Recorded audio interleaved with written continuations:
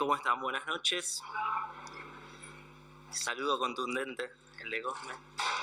Bien, como decía Pablo el jueves pasado, la carta que nos estamos disponiendo a estudiar, que es la carta a los Efesios, está compuesta primeramente por una parte dogmática, es decir, una parte en la cual se establecen los fundamentos sobre lo cual se va a basar lo segundo, que es una parte práctica. Igual que como habíamos visto en Gálatas, lo mismo ocurre acá. Pablo sigue esa misma estructura. Por lo tanto, en los primeros 3 capítulos que vamos a estar viendo, no se ponga mal si nos vamos de acá sin un listado de consejos para aplicar al otro día en nuestro trabajo, en nuestra vida cotidiana. Quizás vamos a ver cosas que no son de aplicación inmediata en nuestra vida, pero que tienen que ver con algo muy importante, que es con el conocimiento de Dios, con el conocimiento de nuestro Creador. En la idiosincrasia de los hebreos, es decir, en la idiosincrasia en la cual el cristianismo surgió, el conocimiento tiene mucho más que ver que simplemente con un conocimiento nominal, simplemente con saber algo, simplemente con saber de la existencia o de cómo es alguien. Tiene que ver con una relación íntima.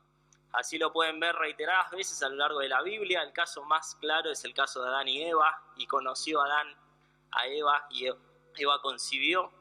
Hay un conocimiento íntimo, un conocimiento que conlleva una relación íntima, y el conocimiento de Dios nos lleva a una intimidad con Él.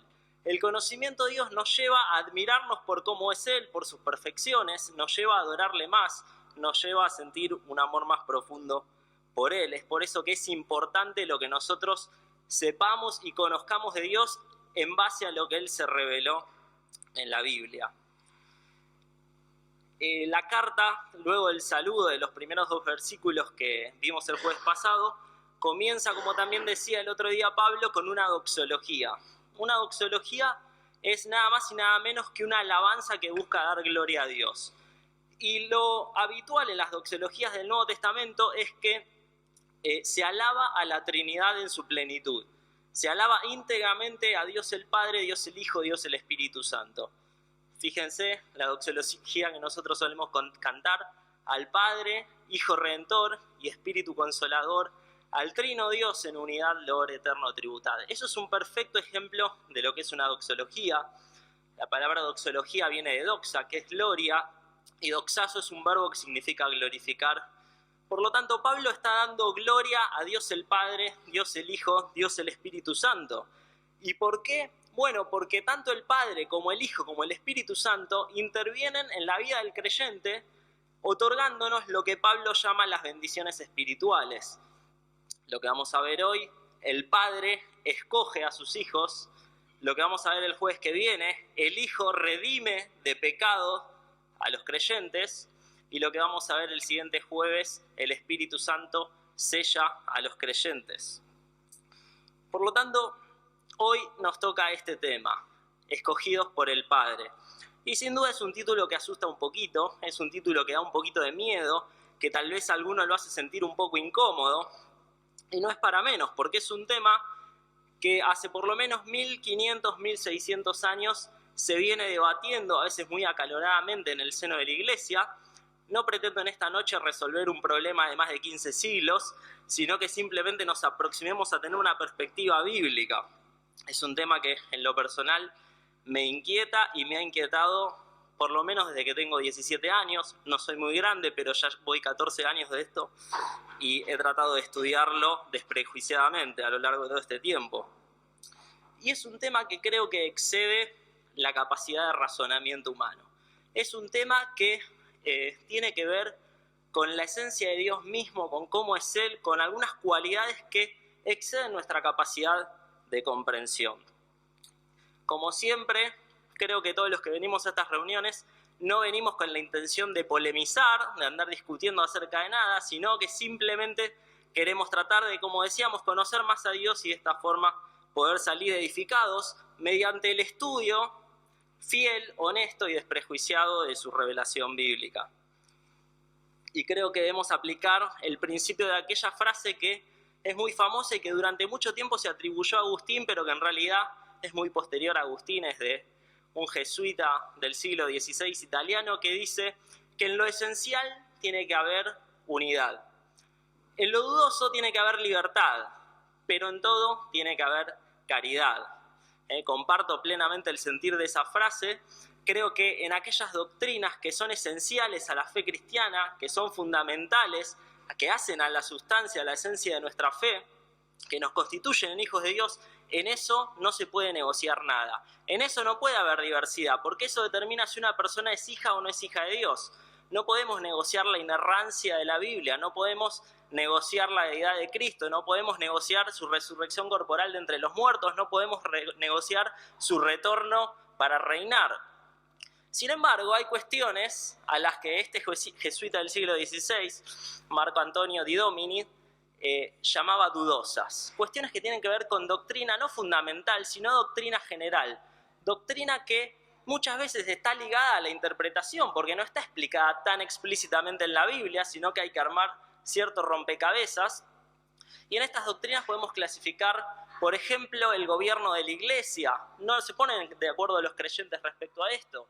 Por ejemplo, la práctica de algunos dones. Los creyentes no se ponen de acuerdo respecto a esto. Por ejemplo, la escatología. No nos ponemos de acuerdo sobre todos los aspectos acerca de cómo será el final de los tiempos. Y ciertamente no nos ponemos de acuerdo acerca del tema que vamos a hablar hoy. En ese sentido, el creyente tiene que tener libre ejercicio de su libertad cristiana y mediante el estudio y el temor de Dios y la reverencia y la oración, llegar a una posición que crea avalarse en la Biblia, pero no imponérsela a los demás. Esa es la idea. Por eso concluye la frase que en todo tiene que haber caridad, en todo tiene que haber amor. No está explicado muy explícitamente en la Biblia el tema que vamos a ver hoy, se puede llegar a una interpretación, pero sí hay algunas cosas que están muy explicadas, muy explícitamente en la Biblia y que son mandamientos. Amar al otro como Cristo amó a la Iglesia, tratar de mantener la unidad mediante el vínculo de la paz, esos son mandamientos muy claros y siempre frente a una posición que puede llegar a generar diferencias de interpretación, tengo que respetar en amor la opinión de mi hermano y en todo caso hacerle ver bíblicamente por qué yo pienso distinto, pero no tengo que imponer nada. Y ese es el sentir con el cual quiero que nos aproximemos a este tema. Y como es largo el tema, es complicado, vamos a leer directamente el pasaje que nos toca para hoy, que es Efesios capítulo 1, versículos 3 al 6, Efesios 1, versículo 3, dice: Bendito sea el Dios y Padre de nuestro Señor Jesucristo, que nos bendijo con toda bendición espiritual en los lugares celestiales en Cristo, según nos escogió en Él antes de la fundación del mundo, para que fuésemos santos y sin mancha delante de Él, en amor habiéndonos predestinado para ser adoptados hijos suyos por medio de Jesucristo, según el puro afecto de su voluntad, para alabanza de la gloria de su gracia, con la cual nos hizo aceptos en el amado. Hay algunas frases en particular que antes de meternos de lleno en el tema quisiera que resaltemos de los versículos que leímos. En primer lugar, en el primer versículo que leímos, el versículo 3, se menciona 3 veces la palabra bendecir o bendición en distintas formas. Bendito el Dios y Padre que nos bendijo, etc. Y es que el tema que vamos a estudiar hoy, que tiene que ver con la elección divina, siempre en la Biblia, de principio al fin, tiene que ver con bendición de Dios. La elección divina jamás es para maldición, la elección divina siempre es para bendición. En segundo lugar, quisiera resaltar la frase antes de la fundación del mundo, del versículo 4. Eso es un hebraísmo para referirse a la eternidad. Jesús usa algo parecido allá en Juan capítulo 17 cuando ora con el Padre y le dice acerca del amor que ellos tuvieron antes de la creación. Podemos ver algo parecido en el discurso de Pedro en Hechos capítulo 2. Esto se refiere a la eternidad, es decir, cuando solo existía Dios. Es difícil decir, esto me lo decía siempre Delio cuando yo lo decía, eternidad pasada, porque la eternidad es a tiempo, no existe pasado o futuro, la eternidad es atemporal. Por lo tanto, pero para que lo entendamos nosotros, cuando solo existía Dios en la comunión de la deidad de la Trinidad. Allí se lleva a cabo lo que vamos a tratar de estar estudiando. En tercer lugar, quisiera que resaltemos el propósito y que se ve marcado por las preposiciones para que están en estos versículos. Se dice que este tema que vamos a estar estudiando, la elección, es para que fuésemos santos y sin mancha y para ser adoptados hijos suyos. El propósito es muy importante. En el versículo 5 hay una frase que también considero de vital importancia, que es cuando dice que esto ocurre según el puro afecto de su voluntad. Y yo acá veo claramente a un Dios que actúa libremente según el designio de su propósito, según su propia voluntad. Un Dios que hace lo que quiere porque es soberano y no le tiene que dar explicaciones a nadie, y nadie puede juzgarlo de que es injusto, porque quien define lo que es la justicia en este universo es Dios mismo. En el versículo 6 leemos que absolutamente todo esto que está comprendido en estos versículos y tiene que ver con esta primera bendición espiritual de ser escogidos por el Padre, es para la alabanza de la gloria de su gracia. Todo esto tiene que ver con la gracia de Dios, y es importante que en el trayecto de toda esta exposición lo entendamos, que nosotros no merecemos absolutamente nada, que nosotros merecemos condenación y muerte a causa de nuestro pecado, pero Dios en su gracia decide darnos algo completamente extraordinario que no merecemos en absoluto, que no somos capaces de alcanzar, que no podemos ganarnos por nuestros propios medios. Y finalmente, las dos palabras que más conflicto nos generan en estos versículos son la palabra escoger y predestinar. El Nuevo Testamento, sin importar lo que signifiquen estas palabras, siempre las utiliza para referirse a los cristianos. Los cristianos son escogidos, es decir, los creyentes son escogidos, de nuevo, sin importar lo que signifique esa palabra, que hay diversas interpretaciones, y aquellos que son escogidos posteriormente son predestinados.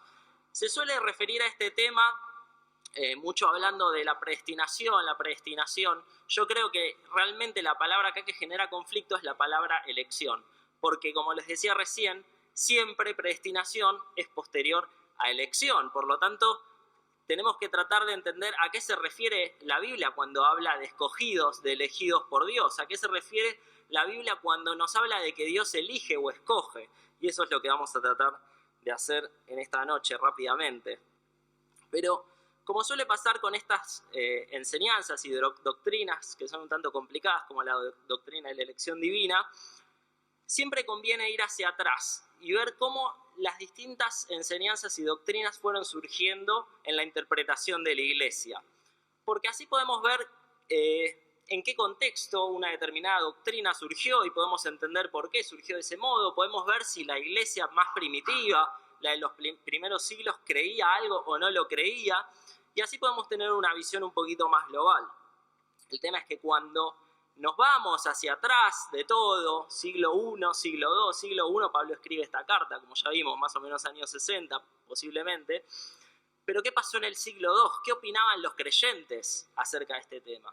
Y la verdad es que los creyentes del siglo II estaban muy ocupados en otras cosas, en escaparse de las persecuciones, por ejemplo, en hacer apologética de su fe frente al paganismo, en reafirmar en el siglo III, por ejemplo, la deidad de Cristo frente a todos aquellos que estaban diciendo que Jesús no era Dios. Y como vimos, eso es mucho más importante que esto. Entonces había otras prioridades en la iglesia primitiva. Se empieza a hablar y discutir de este tema hacia finales del siglo IV y hubo dos personajes que fueron muy emblemáticos y que definieron las creencias que hasta el día de hoy se tienen al respecto de este tema. El primero de ellos, que es muy famoso, y disculpen que lo mencione mucho, pero es considerado el pensador cristiano más influyente de la historia, es Agustín. Agustín, ya les mencioné alguna otra vez, llevaba una vida muy licenciosa, tremendamente pervertida, y en un momento Dios lo alcanza, y esto sin duda influyó en su vida, lo sensibilizó de tal manera para entender la gracia de Dios de una manera como nadie lo había hecho hasta ese entonces. ¿Por qué? Porque Agustín se sentía completamente inmerecedor del favor divino. Agustín entendía que él era lo peor de lo peor, lo más bajo de lo más bajo, y aún así Dios se había volcado a mirarlo. Por lo tanto, Agustín es el primero que desarrolla, sin sistematizar mucho, la idea del determinismo. Es decir, de que Dios determinó de antemano a algunas personas para ser recipientes de su salvación y que en determinado momento de su vida Dios las llama eficazmente y estas personas se salvan por pura gracia de Dios, sin aportar absolutamente nada, ni siquiera su fe, porque el hombre es incapaz de buscar a Dios por sus propios medios. Más o menos esa es la postura de Agustín. Desde luego, no todos estaban de acuerdo con esto, y quien mayormente no estuvo de acuerdo con esto fue un monje británico, muy famoso, se llamaba Pelagio. Estamos hablando de fines del siglo IV, principios del siglo V. Pelagio vivía en Roma, y más que un teólogo, Pelagio era un moralista, es decir, él se encargaba de predicar el cumplimiento de las leyes morales a rajatabla. Era un tipo estricto, un tipo que sería un buen vecino, me imagino, que nunca ponía música de noche, que era un tipo que se portaba bien, básicamente. Y esto influye mucho en la perspectiva de Pelagio, porque si Agustín, que era alguien que se sentía incapaz de agradar a Dios, llega a decir que la gracia es el 100% de la salvación, Pelagio lo que dice es que en realidad el pecado original de Adán simplemente afectó a Adán. El pecado original de Adán no se trasladó a las sucesivas generaciones, no se hereda de padres a hijos. Esto entonces lo lleva a concluir a Pelagio de que el hombre nace en un estado sin pecado. Tal como Adán fue puesto en el jardín del Edén con un libre albedrío absoluto, mediante el cual pudo elegir si obedecía a Dios o desobedecía a Dios y decidió desobedecer a Dios, Pelagio dice, todos los hombres nacen de la misma manera, con libertad absoluta, con libre albedrío absoluto para elegir si quieren obedecer o desobedecer a Dios. Luego Pelagio concluye en que es virtualmente posible que un hombre viva toda su vida sin haber pecado. Claro, Pelagio dice, pero eso no pasa porque el contexto, tarde o temprano, lleva a las personas a pecar. Pelagio fue claramente tildado de hereje, fue bastante censurado en su época, pero tuvo muchos discípulos que siguieron con sus enseñanzas, aunque un poco más diluidas. Entonces, en primer lugar, vemos que surgen estas dos posturas. Un determinismo absoluto, en donde Dios escogió soberanamente a algunas personas para que sean salvas, y un libre albedrío absoluto, en donde la persona es 100% libre de escoger si quiere pecar o no quiere pecar, y si quiere creer o no quiere creer. Tenemos que pegar un salto ahora hasta el siglo XVI, cuando surge la Reforma Protestante, que es cuando más se le dio forma y se sistematizó toda esta cuestión, todo este tema. Y sin duda, cuando hablamos de elección divina y Reforma Protestante del siglo XVI, pensamos en una persona que es Calvino. Sin embargo, muchas veces se deja de lado la postura de otro reformador que vino antes que Calvino, y que fue Martín Lutero. Martín Lutero, antes de darle la espalda definitivamente a la Iglesia Católica, era un monje agustino, de la orden de los agustinos. Él estaba muy influido por las enseñanzas de Agustín. Luego es de esperarse que en su explicación a esta doctrina adoptara una visión similar a la de Agustín, y esto es efectivamente lo que hizo.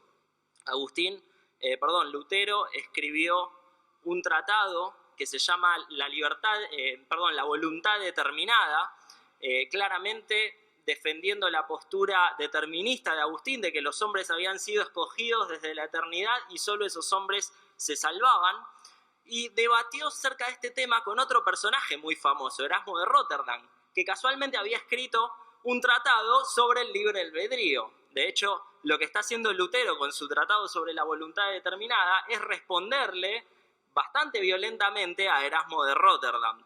Ustedes lo pueden leer, es casi hasta gracioso la forma en la cual le habla Lutero a Erasmo. Pero lo cierto es que Erasmo era un humanista, era un católico que nunca, si bien renegaba bastante de la Iglesia Católica y de los abusos que se cometían, y Erasmo fue tremendamente influyente en la Reforma Protestante, a pesar de ser católico, porque fue el primer editor de un Nuevo Testamento griego que se usaría como traducción para las versiones en alemán, Nuestra Reina Valera y demás.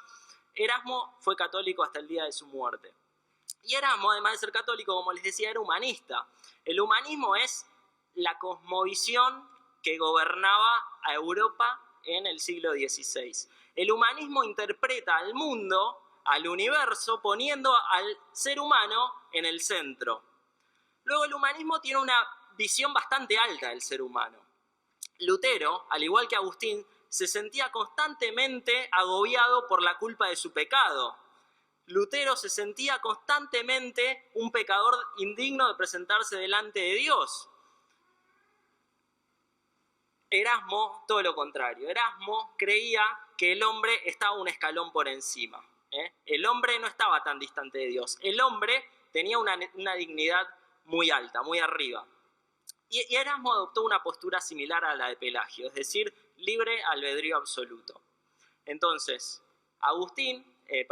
Lutero, seguidor de Agustín, determinismo, elección soberana de Dios, y por otro lado, Erasmo, libre albedrío, podríamos decir seguidor de Pelagio.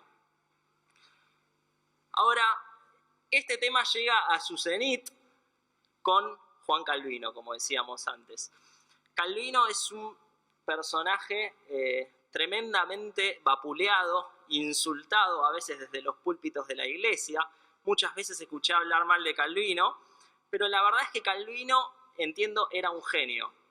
Calvino había nacido en Francia, tuvo que escaparse después de estudiar en la universidad porque había abrazado el protestantismo y Francia era católica, y es así que llegó a Ginebra. En Ginebra él tuvo contacto con quien estaba gobernando, con el alcalde, que era Guillaume Farel, un francés también, y Calvino lo influye para que este señor en el año 1536 abra la primera escuela pública de acceso libre y gratuito y universal que tengamos registro en toda la historia de la cultura occidental. Porque Calvino creía que la gente tenía que vivir sus vidas rigiéndose por la verdad de la Biblia. Pero había un problema, la gente no sabía leer, la gente no sabía escribir, la gente no tenía pensamiento crítico, la gente no razonaba. Entonces es fundamental para Calvino que hubiera educación. 2 años después Calvino se transformó él en el gobernador de Ginebra, en el alcalde de la ciudad, y llevó a cabo una reforma educativa. Instauró la primera universidad de Ginebra, que tenía como objetivo final formar a los ministros, a los pastores que predicarían. Mediante la enseñanza de las lenguas clásicas del Nuevo Testamento, del Antiguo Testamento, mediante la enseñanza de la filosofía, de teología y demás cuestiones. Y es así que surge la primera Universidad de Ginebra, de la cual dicen aquellos que estudian el tema tomarían su modelo otras universidades como Cambridge, Leiden y finalmente Harvard. Y Calvino era un genio porque cuando solamente tenía 27 años escribió una de las obras más importantes de la historia del cristianismo, que es La institución de la religión cristiana, una obra que ha marcado tremendamente no solo a los evangélicos, sino también a todo el mundo cristiano. Dice uno de los fundadores de la sociología moderna, que es Max Weber, en un libro muy famoso que se llama La ética protestante y el espíritu del capitalismo, que sin duda alguna Juan Calvino es el padre del modelo económico-político de Europa. Yo no sé si es algo bueno o es algo malo, pero nos habla de cómo era este personaje. Un personaje totalmente fuera de serie, totalmente extraordinario. ¿Y Calvino qué posición adopta frente a este tema?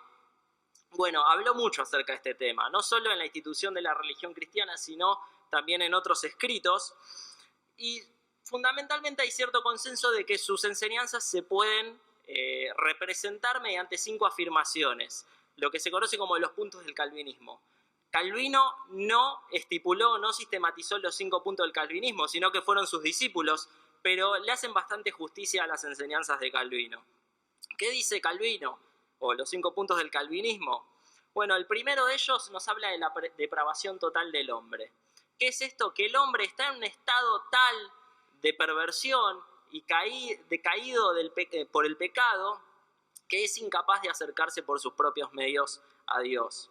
El hombre es incapaz de buscar a Dios ya que es esclavo del pecado. El segundo punto del calvinismo nos dice que Dios efectuó desde la eternidad una elección incondicional, una elección soberana e incondicional de algunos individuos para que sean salvos. El tercer punto es sin duda alguno el más problemático y el más debatido de Calvino, y es la redención limitada. ¿Qué es esto? Que Jesús muere en la cruz para redimir únicamente a aquellos que previamente habían sido escogidos. El cuarto punto de Calvino es lo que se conoce como el llamamiento eficaz o gracia irresistible, que es que cuando Dios decide llamar a alguien que previamente escogió y predestinó, esa persona es salva. Y en quinto lugar, la perseverancia final de los santos. Esto es, como la salvación no depende del ser humano, sino que depende al 100% de Dios. Y así como el ser humano no puede hacer nada para ser salvo, tampoco puede hacer nada para dejar de ser salvo. Su salvación descansa en Dios. Por lo tanto, tiene seguridad de salvación. Esta es una doctrina que nos es muy familiar a todos. La seguridad de salvación es una doctrina que se deriva de la manera de pensar de Calvino. En este esquema calvinista, la fe salvífica no surge del corazón del hombre, sino que es un don de Dios, como dice Efesios. Vale hacer algunas aclaraciones respecto al sistema calvinista. Se derivan, yo diría en principio, dos ramas, dos corrientes dentro del calvinismo. Una de ellas es lo que se suele conocer como hipercalvinismo, personas que llevan este sistema a un fanatismo tal que los llega a hacer afirmaciones como que no hay que predicar porque posiblemente nos estaríamos oponiendo a la voluntad de Dios, que no hay que predicar porque si Dios ya escogió a las personas, ¿qué va a cambiar que nosotros prediquemos? O incluso lo que se suele conocer como antinomianismo. Antinomianismo es ponerse en contra de la ley moral. Eso es antinomianismo. Anti, estar en contra, nomos, ley. Y entonces algunas personas, llevando a un extremo las enseñanzas de Calvino, decían vivamos como querramos, total, si nuestra fe descansa 100% en Dios, no va a cambiar absolutamente nada la forma en la cual vivamos, algo que ya pasaba en la época de Pablo, ¿verdad? Pablo tiene que reprender a varias de sus iglesias por esta cuestión. Y otra cosa que conlleva la doctrina de Calvino y que Calvino sí enseñó es lo que él llamó el decreto horrible. ¿Qué es el decreto horrible? Bueno, eso es algo que se deriva de la lógica de aplicar su propia teología a un extremo. Él dice, si Dios escogió para salvación, que es algo que él entendía que estaba en la Biblia, entonces también eligió para perdición, que es algo que no está en la Biblia, pero es lo que nos diría la lógica, no es lo que nos dicta la lógica. Luego, Calvino sostenía una doble predestinación, predestinación para vida y predestinación para muerte. Todos los de este grupo A se salvan y todos los de este grupo B se pierden. Y esto está determinado, decretado de esta manera y no hay forma de que cambie. Desde luego, no todo el mundo estuvo de acuerdo con Calvino y uno de ellos fue un holandés que se llamaba Jacobo Arminio. Arminio en sus principios era calvinista, era seguidor de Calvino, pero después se empezó a sentir un tanto incómodo con sus enseñanzas y adoptó una postura distinta, una postura más tendiente, como ya vimos, la de Erasmo, la de Pelagio, hacia el libre albedrío del hombre. También las enseñanzas de Arminio se pueden sintetizar en 5 puntos. De hecho, los 5 puntos del calvinismo son una respuesta a los 5 puntos de Arminio. ¿Qué dicen los 5 puntos de Arminio? En primer lugar, que el hombre tiene libre albedrío. Esto es muy importante. Arminio adoptó una posición similar a la de Pelagio, pero no igual. Recuerden que dijimos que Pelagio creía que el pecado original no se pasaba de padre a hijos. Por lo tanto, una persona podía nacer teniendo un libre albedrío absoluto y elegir no pecar. Arminio decía y partía, al igual que Calvino, desde una idea de la depravación total del hombre. El hombre nace en pecado y por lo tanto es incapaz de acercarse a Dios. Sin embargo, Arminio dice, existe algo que se llama la gracia previa de Dios. Esto es un concepto que no está en la Biblia claramente, pero que es necesario para que toda su interpretación funcione. La gracia previa de Dios, dice Arminio, es una gracia que Dios derrama sobre todas las personas del mundo y que contrarrestan la depravación total para que una persona sea libre de elegir si quiere creer o no quiere creer. Claramente es muy difícil sostener eso mediante la Biblia porque no pareciera estar enseñado en ningún versículo bíblico. Pero bueno, entonces llega a la conclusión de que finalmente el hombre puede elegir a pesar de su depravación total. Es importante remarcar que el libre albedrío, si bien es una expresión que no aparece en la Biblia la expresión libre albedrío, está claramente enseñado en Adán y en Eva. Dios le dio libre albedrío a Adán y a Eva. Dios les dotó de la capacidad de elegir si querían obedecer o desobedecer y eligieron desobedecer. A partir de ese entonces, el hombre está esclavizado por el pecado y solo es libre aquel a quien el Hijo hace libre. Eso es muy importante entenderlo. El segundo punto de Arminio, luego del libre albedrío, es la elección condicional. Es decir, si Dios había, en el caso del calvinismo, elegido soberanamente, incondicionalmente a las personas, no por mérito alguno que pudieran tener, sino porque Él es Dios y hace lo que le place, en el caso de Arminio es distinto. Dios, viendo de antemano qué personas en ejercicio de su libre albedrío optarían por elegir la fe en Cristo, entonces las elige. Podemos ver dos posturas distintas de elección. Mientras en Calvino tenemos el sentido más habitual de la palabra elegir, es decir, yo me siento a comer y me ponen agua o jugo de naranja, pudiendo elegir los dos, elijo el agua. En el caso de Arminio vemos una elección basada en una condición. Yo me siento a comer, me ponen un vaso de agua o un vaso de ácido. Entonces yo elijo en base a una condición. El ácido me va a matar, tomo el agua. Seguramente es un ejemplo bastante que no hace justicia a la profundidad del tema, pero más o menos para que entendamos. Elección soberana o elección basada en una condición. Por un lado, Dios, que hace lo que quiere, elige, o por el otro lado, Dios, previendo lo que los humanos querrían hacer, elige. Esas serían básicamente las dos posturas respecto al tema. Hay cierta apoyatura para esta postura de Arminio y hay que admitirlo. Romanos capítulo 8, versículo 29 dice: a los que antes conoció, también los predestinó para que fuesen hechos conforme a la imagen de su Hijo. Primera Pedro capítulo 1, versículo 2 dice: elegidos según la presencia de Dios Padre. Y en esta tengo que decir que esto es uno de los argumentos más fuertes dentro de la postura de Arminio. Sin embargo, es cierto que los calvinistas procuran dar una explicación a estos dos versículos que no es del todo convincente, pero son muchos más los versículos, entiendo yo, que hablan de una elección soberana que de una elección basada en la presciencia. El tercer punto del arminianismo, dijimos el primero, libre albedrío; segundo, elección condicional; tercero, es la redención universal, con lo cual estoy completamente de acuerdo con Arminio. Jesús murió para redimir a toda la humanidad. Jesús no murió para redimir a unos pocos escogidos. Jesús murió para hacer potencialmente salvas a todas las personas, aunque luego solo se salven aquellos que son llamados eficazmente, es decir, aquellos que depositan su fe, sin importar por el momento de dónde proviene esa fe, pero que depositan su fe en Cristo.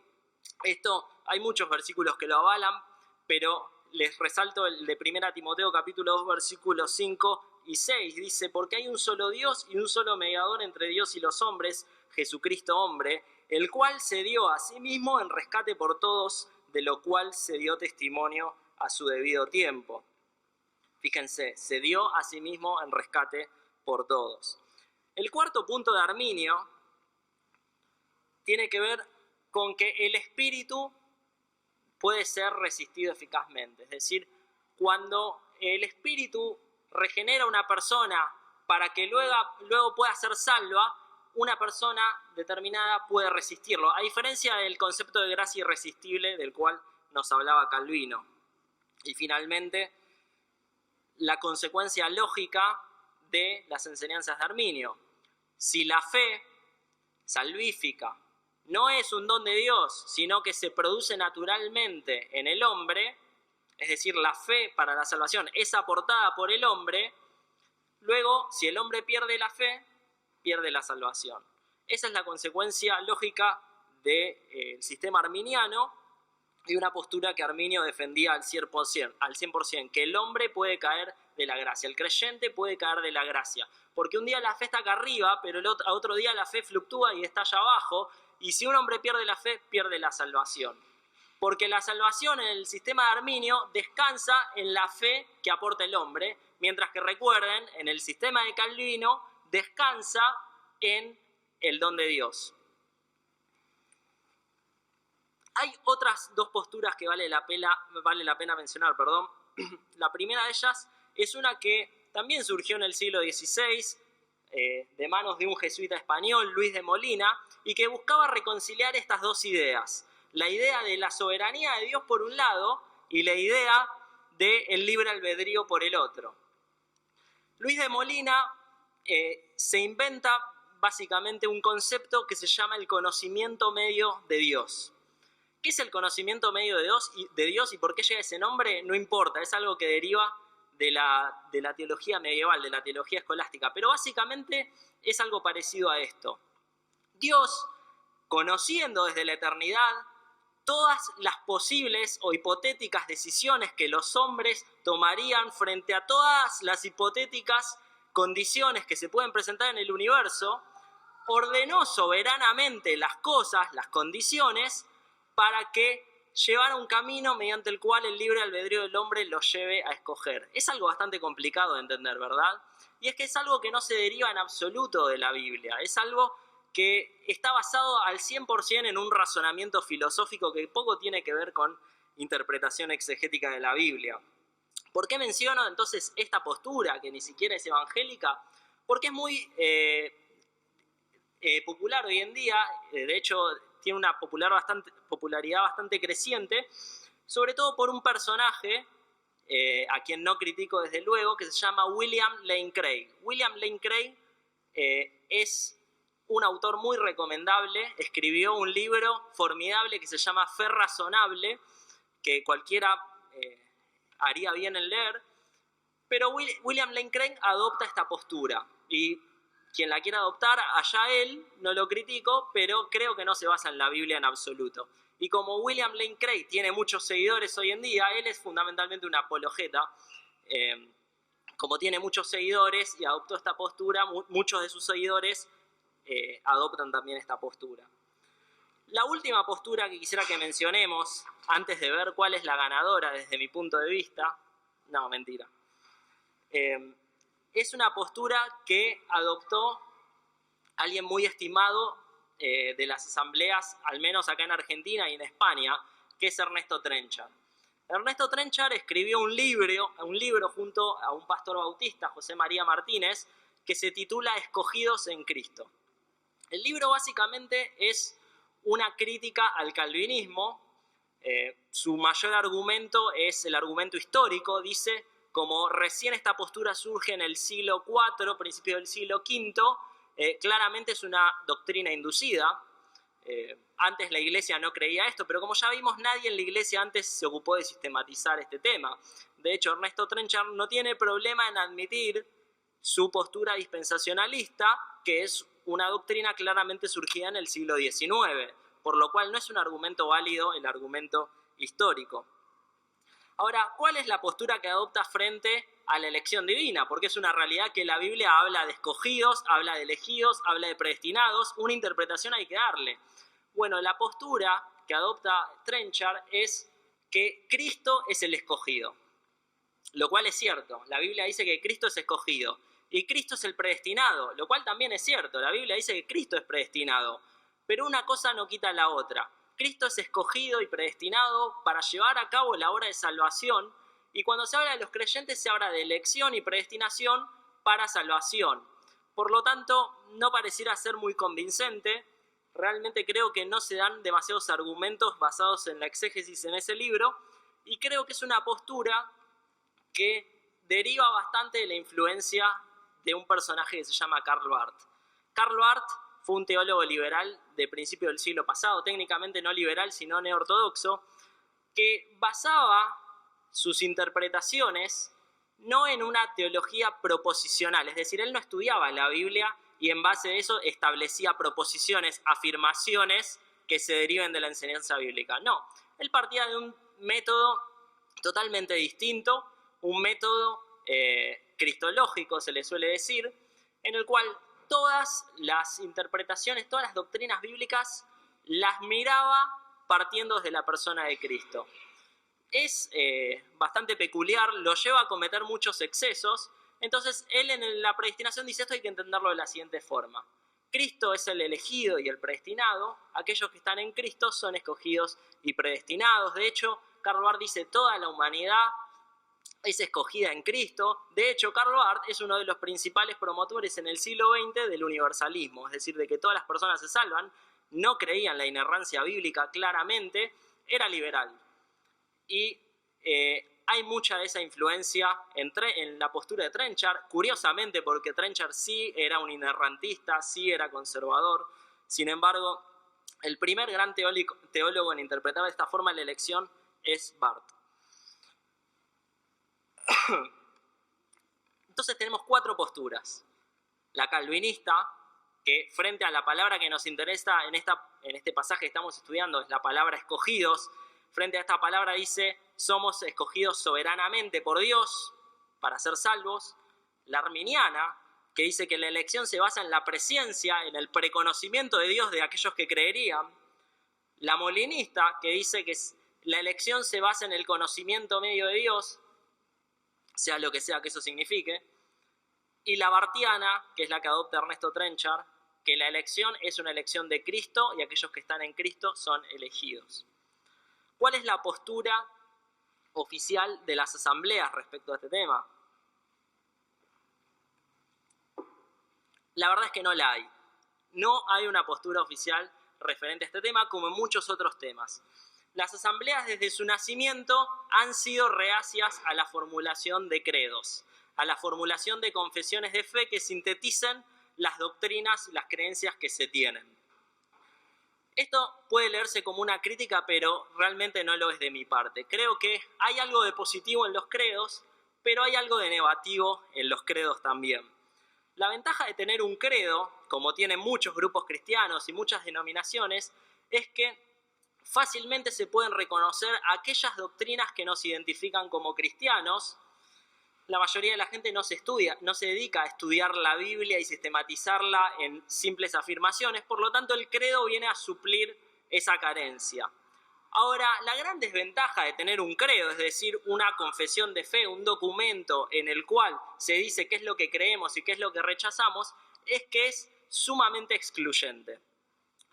Por lo tanto, si yo comencé diciendo esta exposición, que frente a aquel que piensa distinto en temas dudosos, en temas de doctrina general, tenemos que ser receptivos, abarcativos, tolerantes, respetuosos, un credo que sea demasiado minucioso en sus afirmaciones excluye a hermanos con los cuales podríamos tener comunión.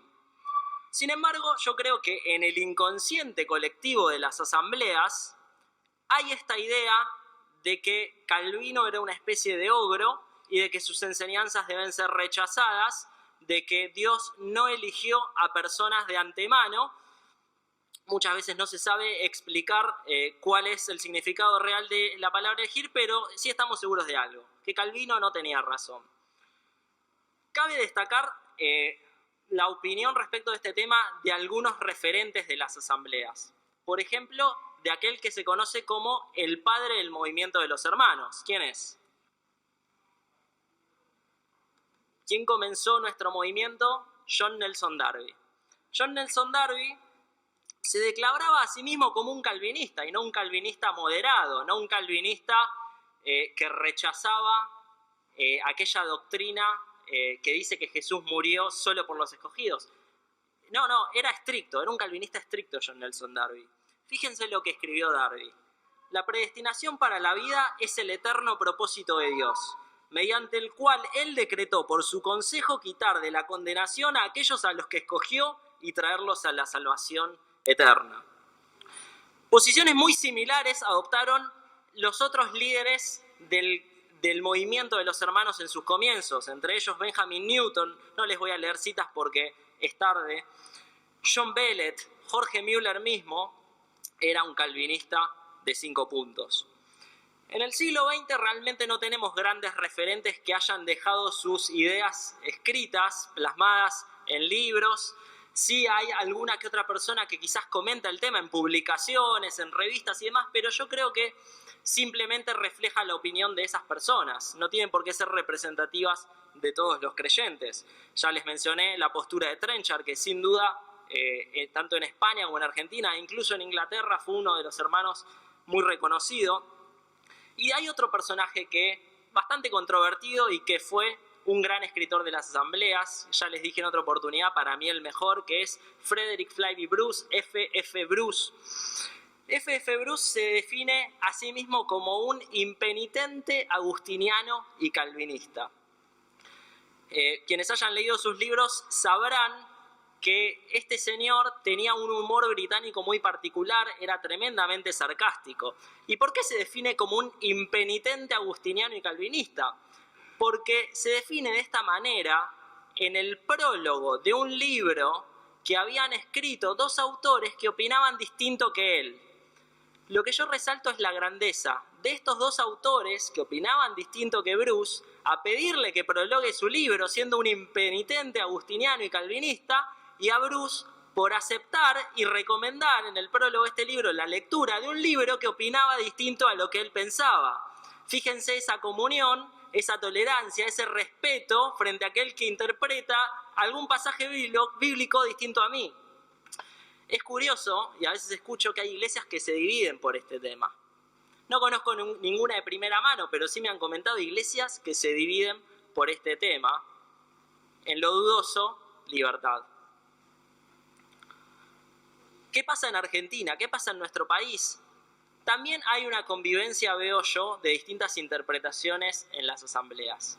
Mientras la editorial más emblemática de las asambleas publica un libro siguiendo la postura de Trenchard, el instituto más emblemático de las asambleas publica un manual siguiendo la postura calvinista moderada. Y aún así hay comunión, y aún así no nos dividimos, y aún así no hay problema, podemos coexistir en comisiones, en eventos, en reuniones. En Estados Unidos pasa algo parecido. Los 2 escritores más prolíficos de las asambleas en las últimas décadas son Dave Hunt y William MacDonald. Dave Hunt escribió un libro que se titula What Love Is This? ¿Qué amor es este? Criticando al calvinismo. Por otro lado, tenemos a William MacDonald, que en su comentario al Nuevo Testamento se declara calvinista moderado. Fíjense lo que escribió MacDonald en el comentario a Efesios. La doctrina de la elección deja a Dios ser Dios. Él es soberano, es decir, puede hacer como le plazca, aunque nunca le place hacer nada injusto. Si fuesen dejados solos, todos los hombres se perderían. ¿Tiene acaso Dios derecho a mostrar misericordia a algunos? Esa es la posición de William MacDonald, a quien me imagino que todos ustedes respetan bastante. La institución de enseñanza bíblica más seria que las asambleas puedan ofrecer a nivel mundial, que es el Emmaus Bible College, una institución ya reconocida como universitaria en Estados Unidos, también tiene una postura similar a la de MacDonald. Sin embargo, fíjense lo que en una publicación periódica en el año 2007 su presidente afirmaba en una editorial, Kenneth Alan Dotters. Fíjense lo que escribió. Mientras que las asambleas de hermanos están unidas en las doctrinas de la Iglesia y del fin de los tiempos, es decir, gobierno de la Iglesia, eclesiología y escatología, nunca hemos considerado necesario unirnos en la cuestión del calvinismo o arminianismo. A lo largo de los últimos 2 siglos, nuestros líderes y maestros han expresado una variedad de puntos de vista respecto a este asunto y hemos tolerado un amplio rango de posturas entre nosotros. No hay necesidad de que este tema nos divida hoy en día. Comparto plenamente la visión de este hombre.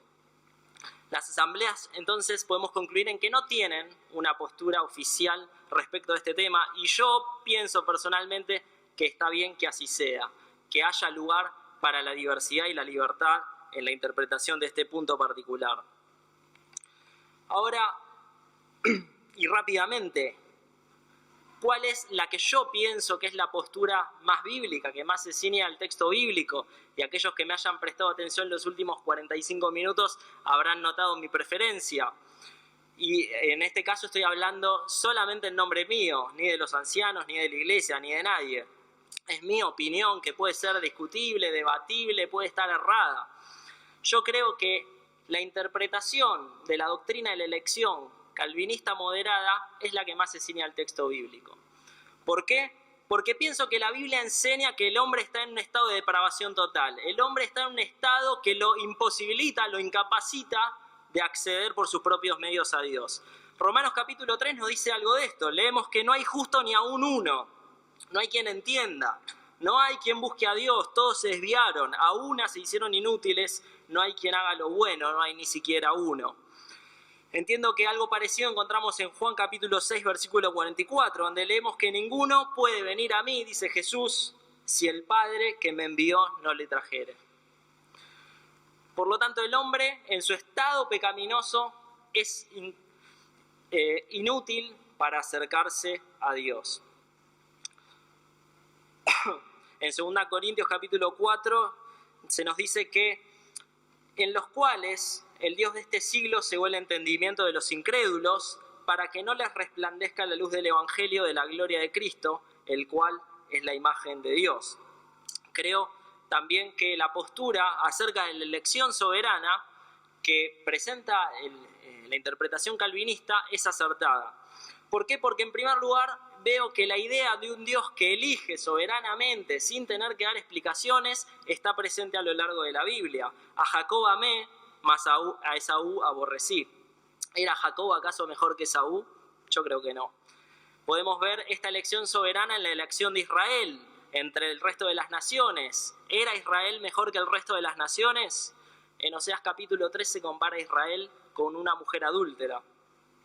Esta elección soberana también se ve en la persona de Jesús. Él le dice a los discípulos en Juan capítulo 15, versículo 16, no me eligieron ustedes a mí, sino que yo los elegí a ustedes. Y en Hechos capítulo 13, versículo 48, hay un pasaje que es tremendamente elocuente. Dice, los gentiles oyendo esto, es decir, el mensaje de salvación, se regocijaban y glorificaban la palabra del Señor y creyeron todos los que estaban ordenados para vida eterna. Y creyeron todos los que estaban ordenados para vida eterna. Aquellos que leen la Nueva Traducción Viviente ahí van a leer los que estaban escogidos. Sin embargo, creo que es tendenciosa esa traducción. Ahí no dice eclectos, que es la palabra para escogidos. Ahí claramente debe traducirse como Reina Valera. Todos los que estaban ordenados para vida eterna. Entiendo que la elección no se basa en ningún mérito que los humanos puedan tener, en ninguna condición que Dios haya previsto de antemano, sino que se basa al 100% en la soberanía de Dios, en su elección soberana y en su gracia infinita. Creo, a diferencia de lo que interpreta Calvino y a favor de lo que interpreta Arminio, que Jesús murió por todos, como ya les expresé anteriormente y como ya leímos en Timoteo. Creo que la gracia irresistible de la cual habla Calvino no está enseñada necesariamente en la Biblia, pero simplemente es la conclusión lógica de una elección soberana. Y creo definitivamente en la perseverancia final de los santos, es decir, en la seguridad de salvación, en contra de la interpretación arminiana de la pérdida de salvación, porque pienso que nuestra salvación no depende de nosotros, así como no podemos hacer nada para ser salvos, no podemos hacer nada para dejar de ser salvos. Depende de Dios y Dios es inmutable, Dios no cambia, por lo tanto nuestra salvación está asegurada. Sin dudas, esta interpretación nos presenta muchas dificultades y se le pueden criticar muchas cosas, y no reniego de las dificultades que la interpretación calvinista pueda tener. La mayor de ellas es cómo funciona la responsabilidad humana si Dios escogió soberanamente a quienes habrían de ser salvos. Y la respuesta es que la verdad no tengo ni la más mínima idea, así como no la tenía Lutero, no la tenía Calvino, como todos los calvinistas reconocen. Simplemente lo que se hace es afirmar dos verdades que están enseñadas en la Biblia y las cuales somos incapaces de comprender. No somos capaces de comprender los designios de Dios. Somos incapaces, tenemos que admitirlo, tenemos que reconocernos bastante inútiles en ese sentido. No podemos comprender cómo funciona la soberanía de Dios en conjunción con la responsabilidad del hombre. Hay otras críticas que se le pueden hacer claramente a esta postura. Ya vimos, hay algunos que dicen que no hay que predicar el Evangelio, sin embargo, tráiganme a un solo autor calvinista que diga que no hay que predicar el Evangelio. Spurgeon era calvinista de 5 puntos y predicaba el Evangelio 10 veces a la semana. También están los que dicen que degenera el calvinismo en antinomianismo, es decir, vivamos como querramos. La verdad es que en la práctica veo algo completamente distinto, que los grupos evangélicos que adoptaron una postura reformada o calvinista, por lo general devinieron en el puritanismo y no en el antinomianismo. Por lo tanto, hay muchas cosas criticables en Calvino, muchísimas. Creo que comete el error, como todo teólogo sistemático, de sacar conclusiones lógicas no basadas en la Biblia, sino basadas en el sistema que él mismo creó. Pero creo que en lo que se refiere a la doctrina de la elección, la postura de la elección soberana por parte de Dios es la que se amolda a la Biblia, lo cual tranquilamente puede estar errado. Ahora bien, ¿para qué escribió Pablo estos versículos? ¿Para qué escribió todo esto acá en Efesios capítulo 1, versículos 3 al 6? Para que nosotros un jueves a la noche, cansados y con hambre, nos rompamos la cabeza tratando de entender todas estas cosas. Sinceramente creo que no. Creo que el centro de este pasaje no está en procurar entender qué significa que somos escogidos, lo cual es absurdo porque vengo hablando hace 50 minutos de esto. Pero el meollo del pasaje no está en entender qué significa que somos escogidos. Simplemente hay una realidad. La Biblia llama escogidos a los creyentes.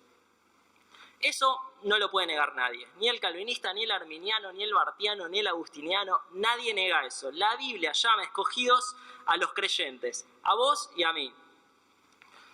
Y el secreto no está en la discusión acerca de qué significa eso, sino en el propósito que eso tiene. Como ya mencionamos al principio, Pablo dice que el propósito de haber sido escogidos es para que seamos santos y sin mancha delante de Él, para que seamos adoptados hijos suyos. En Romanos capítulo 8 agrega que fuimos predestinados para que seamos hechos conforme a la imagen de su Hijo.